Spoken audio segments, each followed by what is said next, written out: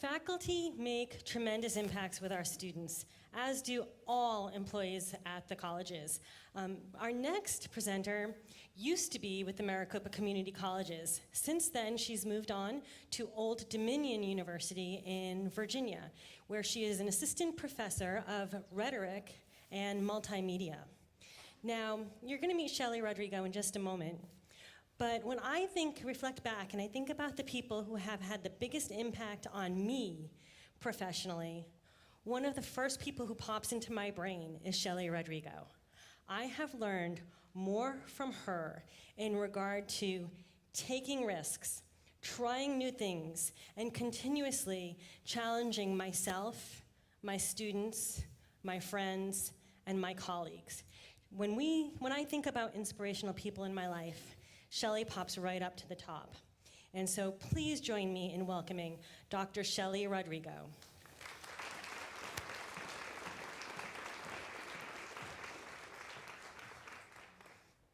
Wow, that's hard to live up to. And we're going.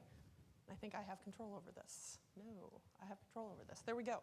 My name is Shelley Rodrigo. I'm a college teacher, and I care about learning. Now, I may be at an institution where my tenure, yes, I have to go up for tenure again, is based on having to do research and writing. However, you don't teach full-time, teach writing full-time for 9 years at a community college and not care about learning. So let's start again. My name is Shelley Rodrigo. I'm a college teacher, and I care about learning. Now, these events feel like therapy sessions for me, because I know when I come here, I'm coming into a room with a bunch of other people who care about learning. And I'll be honest, it's really nice to be home and back in a room with a bunch of people I know and who I've had these therapy sessions with in the past who care about learning. So hopefully you're seeing the pattern here and you now know how you have to respond. My name is Shelley Rodrigo. I'm a college teacher and I care about learning. Hello, Shelley. Okay. Oh, and I went backwards. There we go. So I'm also, though, a digital compositionist, and I care about teaching and learning with technology, with digital technologies. Now, this particular image that you see behind me is a digital composition by one of my doctoral students. And I know right now you're going like, oh, Shelley, what is that? Well, that is an abstract representation of the table you see behind me. And the table you see behind me was the primary visualization of a theory that a colleague and I co-taught a theories of networks class. And trust me, this table does not give any justice to the complexity of that theory. So what we asked the students to do was to visualize how they understood that the theory worked. And this was the result with one of our students. Now, what I like about this particular result is there is at least something recognizable there. That yellow thing kind of looks like a dog. Now, the other stuff, I think we have to treat it like clouds, look at it and go like, well, that might be this, I'm not quite sure. But what was really important, and this is actually connecting back to Matthew Bloom, what was really important is that this gave Daniel, that was the student, the opportunity to own this. And then when he shared it with the rest of the class, he explained to us what this meant and how it represented this particular theory of networking. Now, the funnier story about this is when I taught it.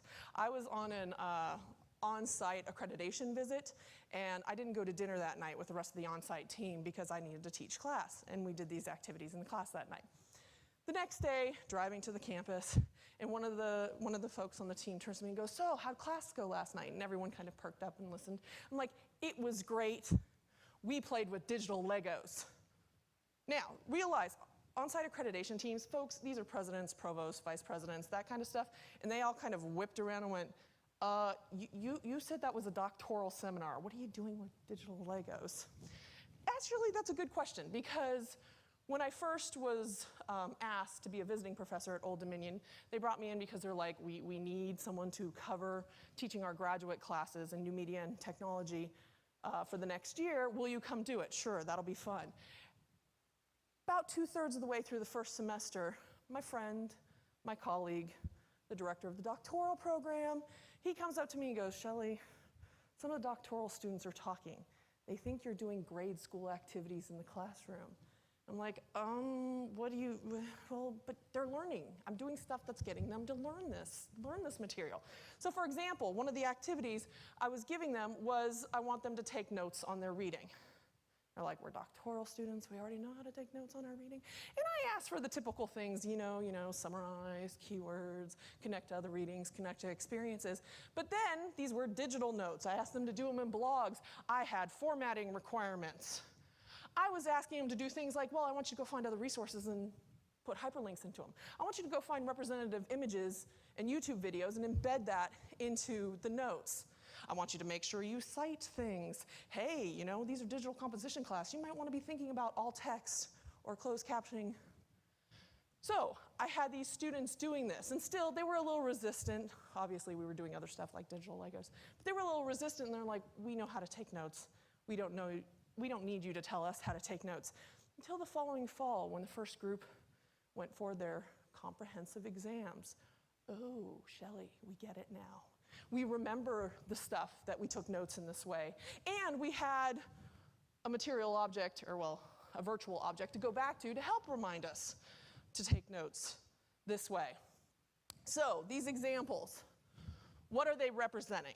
They're representing an issue that we continue to have in higher education, and whether we're talking about underprepared students, gen ed undergrad students, upper division undergrad students, graduate students, faculty professional growth, all of it. We have the same type problem. We want folks doing things like critical and creative thinking in the classroom. We want to see demonstrations of that. We want to see them making sense of what they're learning. We want to see inquiry and analysis. We want to see information literacies. Gotta love the librarians that, we and the librarians want to know they know how to find stuff, they know how to use it. Maybe they know how to cite it right. We want to see integrative learning. That's AAC and U's way of saying transfer. We want to know that they're actually going to know this stuff, and when they leave our classroom, be able to do something with it. We want our students to be problem solvers. Although another way to talk about this is the way that a lot of my faculty in WAC and WID workshops talk about it. So WAC, writing across the curriculum, WID, writing in the disciplines. When these folks talk about, and folks, some of them are you, I've had these workshops with some of you. These folks, when they complain about student writing, one of the things they talk about is students can't synthesize. Can't synthesize. Well, folks, synthesis is hard. Synthesis is where you take things you've learned in primary data and secondary data, and you swirl it all together, and you make something beautiful. That's difficult. Swirling synthesis is difficult and hard work, because when you do it, it is never the same. The material, the content you're learning, the secondary and primary data you're using, the rhetorical situation in which you're working, the purpose and audience. The swirls, the synthesis swirls you need to produce are going to be different every time. And literally first how you swirl it and then how you make it pretty, clean up the rough edges. That's hard work. And there's no way of doing that in a systematic way. I can't give you a checklist that says, if you take these steps every time you do a research project, and it'll help you synthesize, you will come up with your pretty swirled project at the end showing synthesis. It doesn't work that way. It might work in Photoshop. I'm fairly confident Devin later will tell me no, it won't work in Photoshop, but it definitely doesn't work with research and learning. So we have this problem, and we've known about it for a while, so we are trying to do things. We give suggestions in these WAC-WID workshops. In WAC-WID workshops, there's two primary things going on in getting faculty to incorporate more writing into their class. First, this is where the title comes from, more writing to learn activities. We're just saying, hey, do these low stakes activities that just get students writing. It doesn't have to be polished, and in getting them writing, they'll learn more. And it's things like write pair shares, free writing, listing, outlining, all that kind of stuff. Just get them producing text. Then though, because faculty are like, but I need my final term paper to be something better. I'm tired of getting bad papers. So we're like, oh, scaffold. Break it up into smaller pieces, and what are those smaller pieces? They're more writing to learn activities. They're activities that break up the intellectual labor of doing the synthesis, doing the creative and critical thinking, with the still intellectually laborious work of writing it and producing it and making it look pretty. So, our problem is we're stuck in working with alphabetic texts. The data you're seeing right here is work in progress with Susan Miller-Cochran, another former Maricopa faculty member. Susan and I are doing research where we're looking at contemporary textbooks and we're seeing how they talk about and use multimedia when teaching research.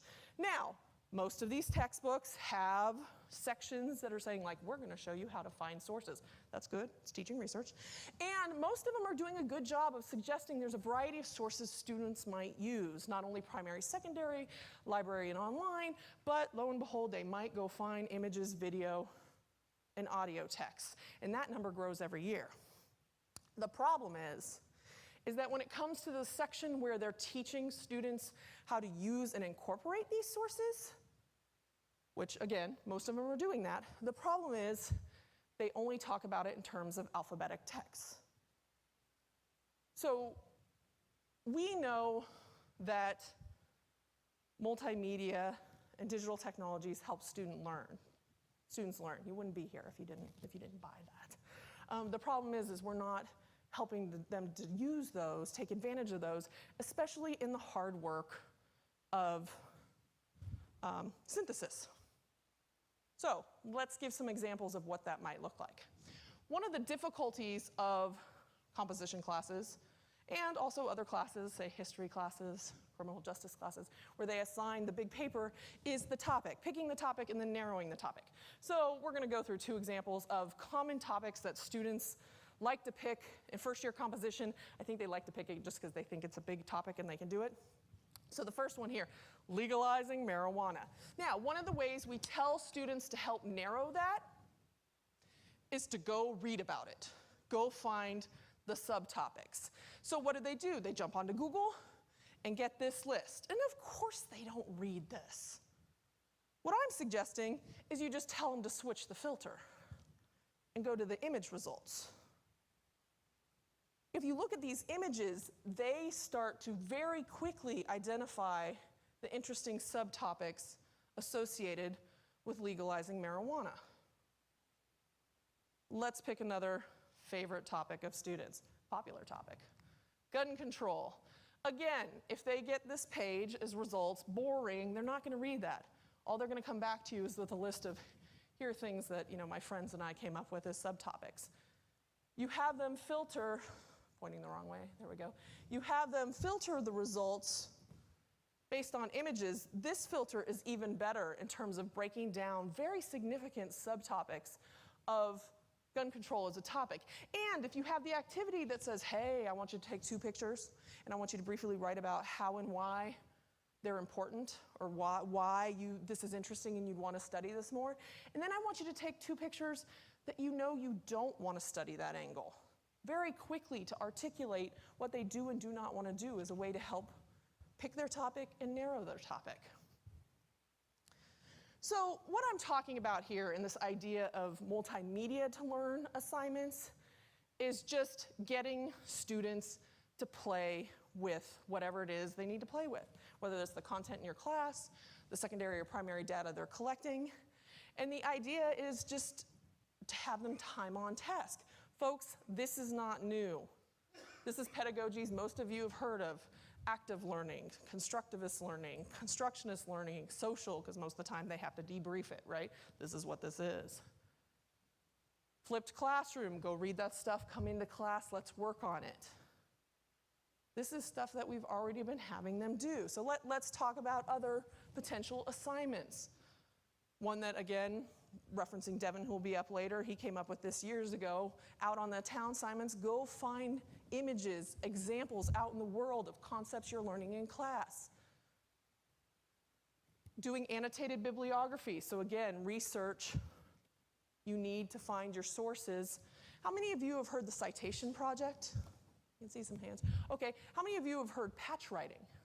That term in terms of how students not work with their... Patch writing is actually a term that came out of the citation project, and it's one that's probably more popular in the sense of what people took away from it. What I thought was interesting information, on the citation project was the idea that students, when they quoted or referenced texts, they very rarely quoted or referenced anything after the first few pages. That implies that they probably didn't read the entire text. So if we're having them do annotated bibliographies, and even if all they're doing is copying the abstract and dumping it in the annotation, if we ask for something, say like find a representative image that represents that text and then give me a couple sentences, again, time on task. You've just told them to spend more time with it, and they might be more likely to read it, to find something down on page 5 or page 10 that is meaningful and helps with that synthesis. So I want to end with 2 ideas if you go into this multimedia to learn stuff. You buy it if you want to do it. 1, owning that you already do it yourself. When we work on complex projects, and this is a blurry example of me working on my own complex project, we write on the back of napkins. We see images and we hear things that trigger, oh, that's what I needed to hear. I now have an idea. We use GIFs, we use memes. In the act of making something funny, we learn something more about it. Lately, my favorite multimedia to learn is big whiteboard spaces, or actually walls that are painted as whiteboards. We use those as a way to help make meaning in our own projects. Why can't we understand that we need to provide those examples, or share those examples, and provide those opportunities for our students? That's number 1, owning it. Number 2, and this is actually even more important, we have to own that these are low-stakes activities. What you see behind me, can you tell that's about e-portfolios? I doubt you can tell that's about e-portfolios. What I love about this is my partner in scholarly crime, when I wrote this up on the board, she took a picture and she saved it in our Google Drive folder as, "This makes sense to Shelley." A lot of times when we ask students to produce media, and we're even excited that we're producing media, we want it to look pretty. We want it to look slick. But if these are really to-learn activities, we have to acknowledge they're going to be messy. They're going to be raw. They're helping students learn. So I invite you to buy into this idea of using multimedia, multimodality, different senses to help students learn. And all that asks you to do is 1, understand what the learning objective is, and 2, be creative. And you're here and you're listening to people being creative about it. I have some sources I referenced in this, ideas that you might use at these sites. It's the same site. So I hope you will join me. So I will end with, my name is Shelley Rodrigo. I care about learning. I implement multimedia to learn activities in my classes. And if you are interested in doing that as well, I'm happy to be your sponsor. Thank you.